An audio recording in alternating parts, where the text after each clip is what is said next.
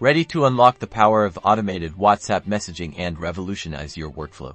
Today, we're diving into how to set up the Wati API. First, log into your Wati account if you don't have one. You'll need to sign up for a Wati subscription. Next, locate the API Docs or Developers section, often found in the Settings or Main navigation menu. Here, you'll find your unique API key if you don't have one.